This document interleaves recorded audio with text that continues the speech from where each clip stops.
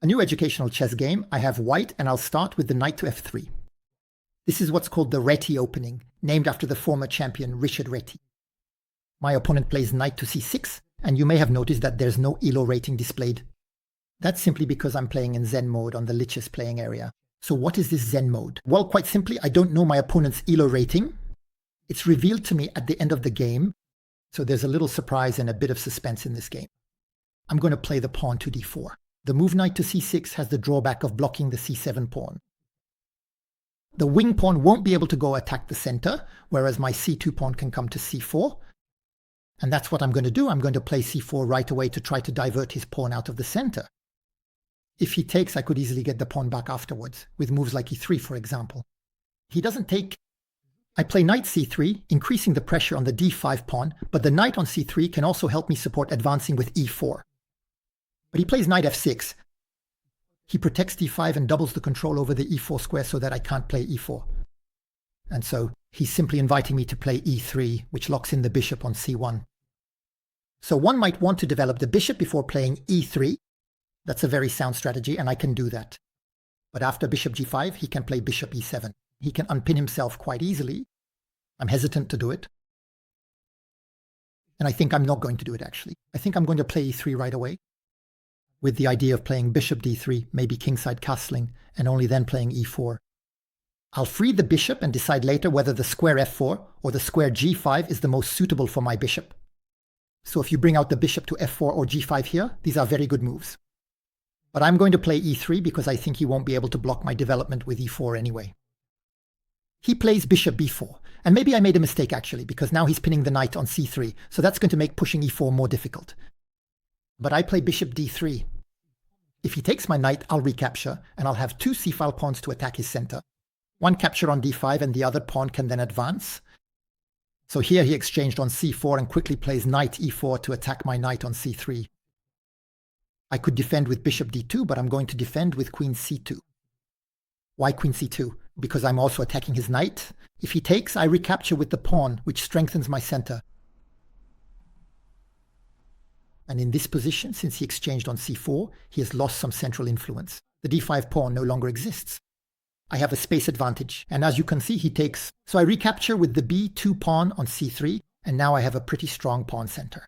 I can also develop with the e4 push. For now, I don't know if I'm going to do it. I think I'm just going to do kingside castling. He does kingside castling.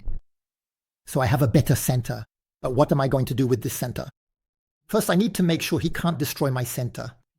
Since he has the knight on c6, he can't play c5. But he could play knight a5, then play c5 after. I need to prevent his c5 and e5 pawn pushes. If he plays knight to a5, I have bishop to d3, which lets me gain a tempo by attacking h7.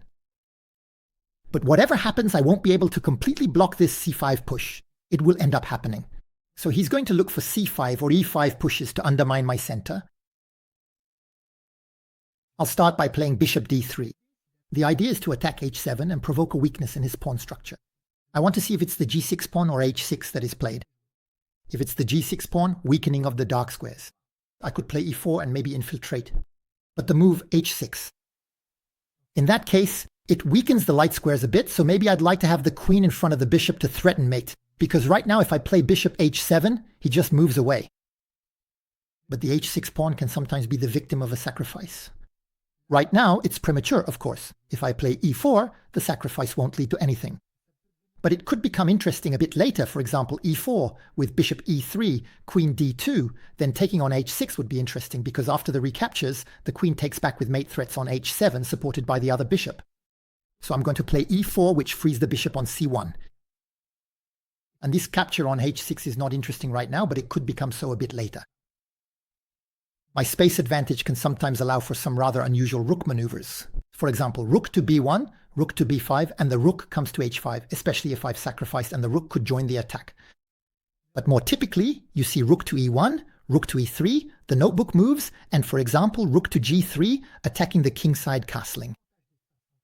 So the central space advantage allows for a greater offensive contribution than defensive consolidation. From the rooks, because his rooks are hindered by the lack of space. He plays bishop g5. So he's looking to exchange pieces. Well, I can still trade. And I'll have the pair of bishops. That interests me. So can I avoid the exchange of bishops? I can play bishop to a3, he goes to e7, and I can play bishop back to b2, for example. I would have avoided the exchange of bishops anyway.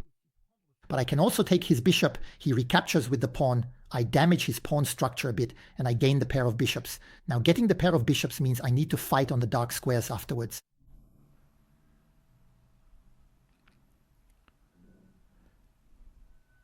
He'll try to solidify with f6, but I'll have the move e5 to break up his structure.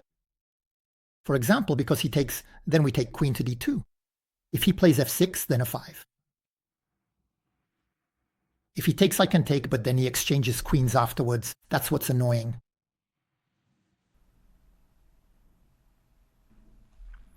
All right, I'm going to take his dark square bishop. My intuition tells me this is a good move, but I still don't know how to make the most of it. I have the pawn center and the dark square bishop, so I need to play using the elements that favor me, of course. Queen to d2, he'll play f6. I don't see how to break up this structure after pushing f5, but I also break up my own center. The move bishop to a3 now, he'll play rook to e8. He won't have any more problems than that. Maybe I should play e5 myself first. That's what I'm going to do actually, e5 myself. So the good news is that his queen is tied to defending the g5 pawn. She can't go off and do anything else. So maybe bishop to e3, queen to d2. He plays g6. Well, that's suicide for him. First, he has to consider the sacrifices on g6. And then, by having played g6, he won't be able to defend the dark squares anymore. While I have the dark squared bishop, I wonder what his elo rating is. We'll find out soon, but here he's showing that it's not just a tactical problem, it's a strategic one. He doesn't understand the play of colors. I have the dark squared bishop, he doesn't, and he's weakening all the dark squares around his castling. You don't even need to calculate to realize that it's actually bad. You just need to have this logical reasoning. So now let's look at the sacrifices. Bishop takes g6, pawn takes, queen takes g6 check, king to h8, bishop takes g5, I'm attacking his queen, and then I have bishop to f6 coming in. It seems totally lost for him. All right, let's go.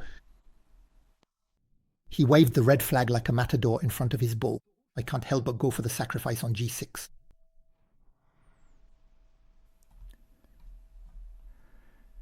This move, bishop to f6, will at least allow me to win back the exchange.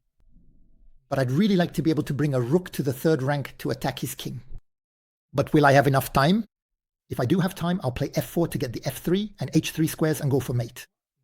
He plays queen to d7, so I might have enough time. I thought he would have played queen e8. But queen e8, he doesn't play it because bishop f6, he's forced to take with the rook. He loses the queen. That's why he doesn't play queen e8. Now, if I play f4, what will he do? Queen g7, I can't play bishop f6, he'll exchange the queens first. Bishop f6 check right away, he'll be forced to take. I can recapture with the pawn.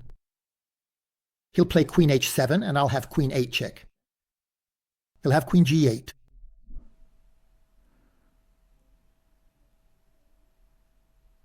And I don't really see what comes next for me. I play bishop f6. So after queen takes rook check, he can play queen g7. I don't really have any interesting checks after that. Pawn takes. Now I have the passed pawn. He plays queen h7 to offer a queen's exchange. What do I have here? Queen e8 check. He brings his queen back to g8. Queen h5 check. He brings his queen back to h7. And I don't see what comes next. There's a piece missing from the attack. But I still have to recapture with the pawn. I absolutely have to create the passed pawn. Queen h7, now is the time to think and try to find something. This is the position I was seeing. So queen e8 is check to keep the attack on his king, but then queen g8. Ah, she pushed the pipe to f7, now that's clear. I'm attacking his queen, and now he can't do anything. Queen e8 check.